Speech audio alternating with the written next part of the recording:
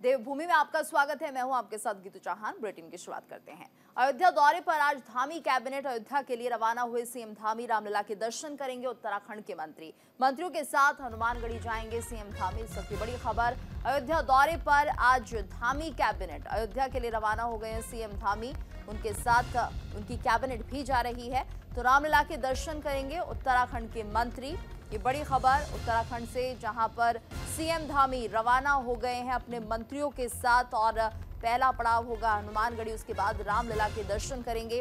अयोध्या दौरे पर जा रही है आज सीएम धामी की कैबिनेट। अयोध्या के लिए रवाना हो गए हैं सीएम धामी। रामलला के दर्शन करेंगे उत्तराखंड के मंत्री। तो पहले हनुमानगढ़ी पहुंचेंगे, भगवान हनुमान की पूजा अर्चना करेंगे और उसके बाद रुख करेंगे रामलला के दरबार का, जहां पर भगवान रामलला के दर्शन करेंगे। तो अयोध्या दौरे पर सीएम धामी रवाना हो गए हैं अयोध्या के लिए। उनके साथ उनका पूरा कैबिनेट जा रहा है, सभी मंत्री उनके साथ होंगे और आज भगवान रामलला के दर्शन करेंगे। इससे पहले हनुमानगढ़ी पहुंचेंगे, जहां पर भगवान हनुमान की पूजन अर्चन के बाद रुख करेंगे हनुमान पूजा के बाद रुख करेंगे रामलला के दरबार का और यहां पर भगवान राम के दर्शन करेंगे। तो अयोध्या के लिए रवाना हो गए हैं सीएम धामी और उनकी कैबिनेट के मंत्री।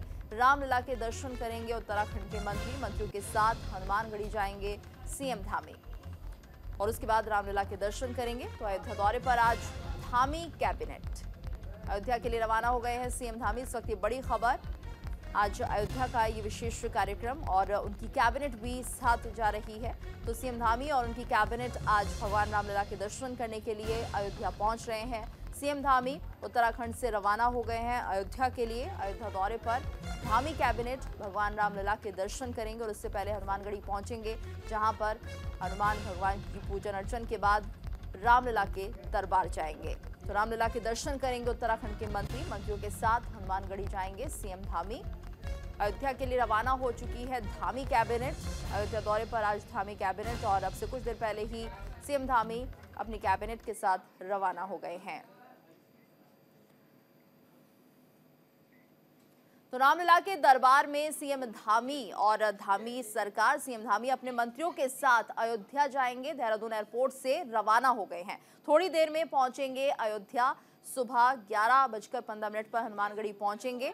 तो थोड़ी ही देर में अयोध्या पहुंचने वाले हैं सीएम धामी और उनकी कैबिनेट। अब से कुछ देर के बाद अयोध्या पहुंचेंगे, जहां पर भगवान राम के दर्शन करेंगे। लेकिन उससे पहले सुबह 11:15 पर हनुमानगढ़ी पहुंचेंगे और यहां पर भगवान हनुमान के दर्शन करेंगे। हनुमानगढ़ी में पूजा के बाद रामलला के दर्शन करेंगे सीएम धामी और उनकी कैबिनेट। करीब 4 घंटे तक सीएम धामी अयोध्या में ही रुकेंगे। तो ये उनका आज कार्यक्रम है, जो कि अयोध्या में जब पहुंचेंगे उस दौरान होगा। दोपहर 2:30 बजे देहरादून के लिए सभी रवाना होंगे। तो पूरा कार्यक्रम आज सीएम धामी और उनकी कैबिनेट का रामलला के दर्शन करने के लिए उत्तराखंड के मंत्री पूरी तरह से तैयार, जय श्री राम के नारे लगाते हुए। ये तस्वीरें भी सामने आ रही हैं। रवाना होने से पहले सीएम धामी और उनके कैबिनेट के मंत्री किस तरह से भगवान जय श्री राम के नारे लगा रहे हैं और उसके बाद अयोध्या पहुंचने में अब ज्यादा वक्त नहीं है। 11:15 बजे वो हनुमानगढ़ी पहुंच जाएंगे।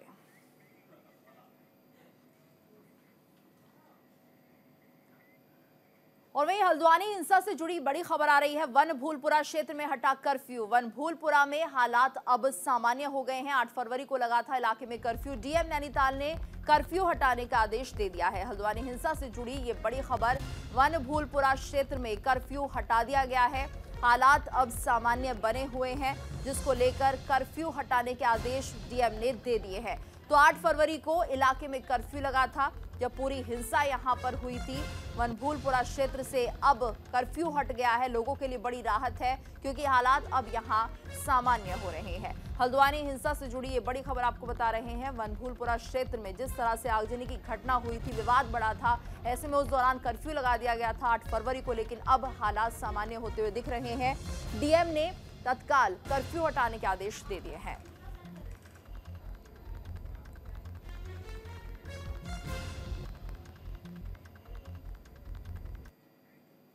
आगे बढ़ते हैं। हरिद्वार में धार्मिक संपत्ति हड़पने के लिए फर्जी ट्रस्ट बनाने का मामला सामने आया है। इसमें कोर्ट के आदेश पर हरिद्वार कोतवाली में भारत माता मंदिर ट्रस्ट के महंत समेत 20 लोगों के खिलाफ मुकदमा दर्ज कर लिया गया है। पुलिस मामले की जांच में जुट चुकी है। बता दें कि स्वामी अवधेशानंद सरस्वती नाम के संत ने उनके गुरु रामेश्वर आनंद की मृत्यु के बाद फर्जी ट्रस्ट बनाकर खुद को उत्तराधिकारी घोषित कर लिया था और ऐसा आश्रम की बेशकीमती संपत्ति को हड़पने के लिए किया गया।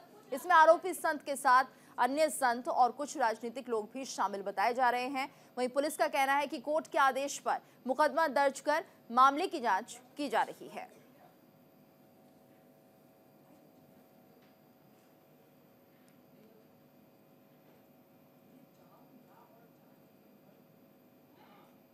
देखिए, इसमें प्रथम दृष्टया एक माननीय न्यायालय से आदेश आया था, उसमें अभियोग पंजीकृत किया गया है और उसमें जांच की जा रही है। देखिए,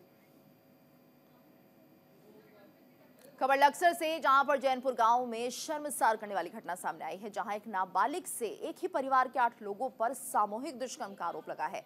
जानकारी के मुताबिक नाबालिग को आरोपियों ने जान से मारने की धमकी भी दी थी। नाबालिग के चाचा ने पुलिस को तहरीर में बताया कि आरोपी पिछले 5 सालों से बारी बारी पीड़िता के साथ दुष्कर्म करते आ रहे हैं, जिस कारण किशोरी डरी और सहमी रहने लगी। पिछले 5 सालों में आरोपियों ने किशोरी का गर्भपात भी कराया। इतना ही नहीं, किशोरी को जान से मारने की धमकी भी दी गई।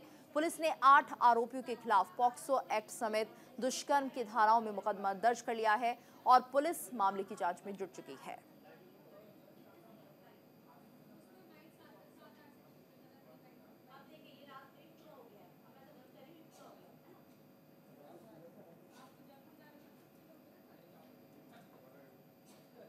जैनपुर में मेरे साथ ऐसे ऐसे किया है। कल्लू ने और फरमान ने अरशद ने मेरे साथ ऐसा ऐसा किया। क्या नाम, इस्लाम ने और मुनीस ने, साजिद ने और क्या नाम अब्दुल रहमान ने ऐसे ऐसे किया मेरे साथ। एहसान ने जी, हमने शिकायत की थी। क्या नाम 5 महीने से करते आ रहे ऐसे, और उन्होंने दवाई खिलवाई थी, सफाई करवाई थी उन्होंने। फिर कोर्ट वाली में गई थी, उन्होंने मुझे डांट के भगा दी, डरा के मार दो। जैनपुर में मेरे साथ ऐसे ऐसे किया है। कल्लू ने और फरमान ने अरशद ने मेरे साथ ऐसा ऐसा किया। क्या नाम, इस्लाम ने और मुनीस ने। जी, मेरी भतीजी और अरशद और कल्लू ने इनके जिन्होंने मिलकर उसके साथ दुष्कर्म करा। और सर हम जो तहरीर थाने में गई, सर तहरीर देने के लिए उन्होंने सर डरा धमका के वहाँ से भगा दी। और रात को फिर सर हमारे गाँव में आई और गाँव में सर कोई अपने यहाँ बिठा नहीं रहा था। फिर सर हमें हमारे यहाँ आई, फिर उसके बाद हम तहरीर देने के लिए आए सर थाने में। विधानसभा सत्र के बाद कांग्रेसी विधायक हाजी फुरकान अहमद ने यूनिफॉर्म सिविल कोड को लेकर सरकार पर सवाल खड़े कर दिया। उन्होंने कहा कि विपक्ष के विधायकों ने यूनिफॉर्म सिविल कोड का विरोध किया था और सरकार से यूनिफॉर्म सिविल कोड के ड्राफ्ट पढ़ने के लिए समय मांगा गया था, लेकिन सरकार ने मनमानी दिखाते उनकी अनदेखी की। वहीं उन्होंने कहा कि यूनिफॉर्म सिविल कोड में बहुत सारी कमियां हैं और सरकार यूनिफॉर्म सिविल कोड के माध्यम से 2024 लोकसभा चुनाव में फायदा उठाना चाहती है। इसके अलावा उन्होंने यूनिफॉर्म सिविल कोड का विरोध भी जताया। उन्होंने कहा कि हम अपने उलेमाओं और धर्मगुरुओं से इस विषय पर चर्चा कर रहे हैं और अगर उसमें हमारे धर्म के विरुद्ध कुछ होगा तो हम पूरी तरह से उसका विरोध करेंगे।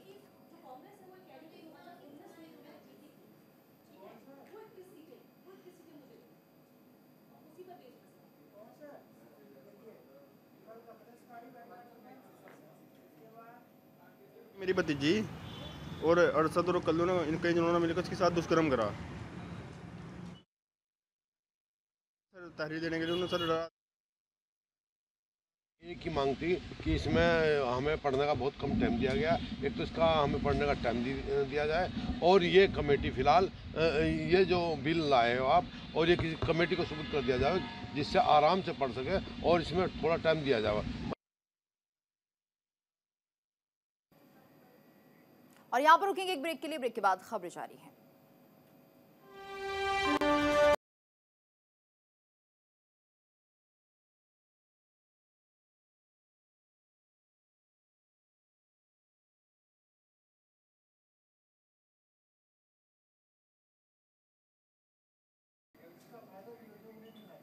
ब्रेक के बाद आपका स्वागत है। किसानों का आंदोलन उग्र होता नजर आ रहा है। अब दिल्ली कूच पर किसानों को अलग अलग राज्यों के किसानों का साथ मिलता हुआ दिख रहा है। अब उत्तराखंड के किसान भी दिल्ली कूच पर अपना समर्थन दे रहे हैं। उत्तराखंड के किसान मोर्चा से हजारों किसान आगामी 27 फरवरी को हरिद्वार से गाजियाबाद तक ट्रैक्टर मार्च निकालेंगे और आंदोलन को नई धार देने का काम करेंगे।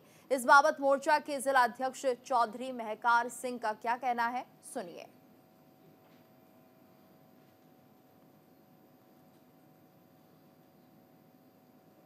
किसानों द्वारा किए जा रहे आंदोलन को अब उत्तराखंड के किसान भी सपोर्ट कर रहे हैं।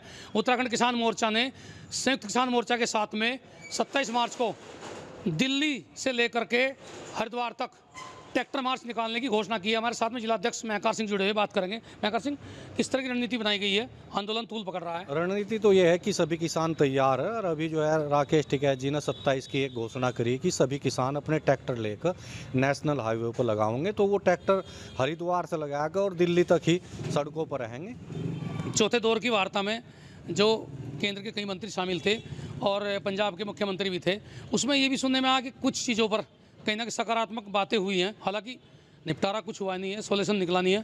फिर आपको लगता है कि जिस तरह से उत्तराखंड से किसान जाएंगे, तो क्या ये आंदोलन यूपी में भी तूल पकड़ेगा, यानी कि उत्तराखंड के साथ साथ? ऐसा आंदोलन तो यूपी में ही खड़ा होगा और यूपी के साथ साथ तुरंत उत्तराखंड में भी खड़ा होगा। उत्तराखंड में तो 2 ही ज़िले हैं, उधम सिंह नगर, हरिद्वार, जो किसान बाहुल्य ज़िले हैं। ये सब तैयार हैं। रही बात सरकार की, सरकार भी इसमें जो अब तक हमारे देखने में आया वह सकारात्मक बात करी और किसानों का भी जो अपना रुख है वो भी सकारात्मक है और हम उम्मीद सपोर्ट किसान मोर्चा भी देने को तैयार है। रणनीति बन गई है और एक तरह से इन्होंने अपनी पूरी तैयारी की रिपोर्ट भी संयुक्त मोर्चा को भेज दी है। अब केवल इंतजार है राकेश टिकैत और दूसरे नेताओं की कॉल का। जैसे ही इशारा होगा 27 तारीख में ट्रैक्टर यहाँ से किसान लेकर के निकलेंगे और गाजियाबाद बॉर्डर तक ट्रैक्टर मार्च होगा। साफ तो बिल्कुल साफ कर रहे हैं कि अभी जाम की कोई कॉल नहीं है। यदि लग जाता है तो फिर देखा जाएगा। जसवीर सिंह। खबर लक्सर से, जहां पुलिस ने नशे और अन्य अपराधों के प्रति जागरूकता अभियान आयोजित किया और इस अभियान के तहत अकोड़ा खुर्द गांव में चौपाल लगाई गई और गांववासियों को नशे से बचाव के प्रति जागरूक किया गया। पुलिसकर्मियों ने अनोखे अंदाज में जागरूकता अभियान को आयोजित किया।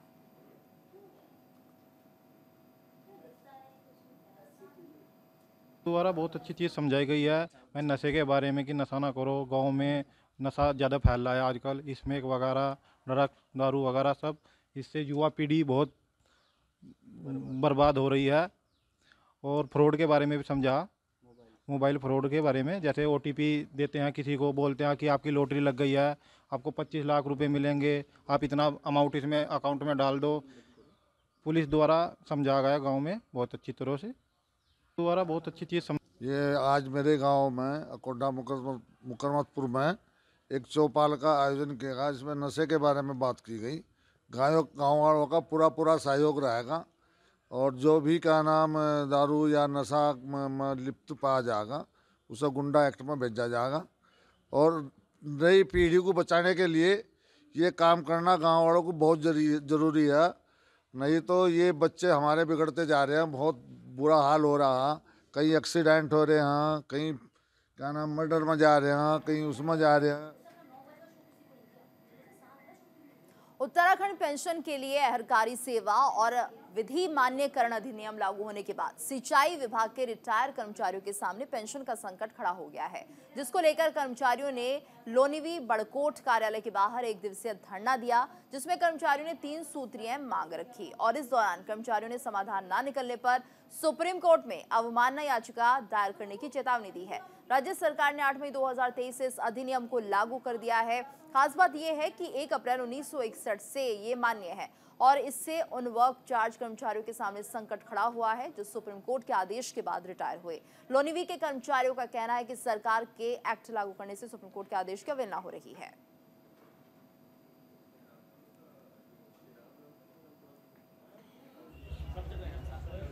उत्तराखंड शासन ने 2019 में निर्णय जो लिया था वो पेंशन देने के लिए कहा था। उसके बाद 2023 में 8 मई 2023 को उत्तराखंड शासन ने विधि मान्यकरण अधिनियम। और इसी के साथ इस बुलेटिन में फिलहाल इतना ही। रुकेंगे एक ब्रेक के लिए, ब्रेक के बाद खबरें जारी हैं।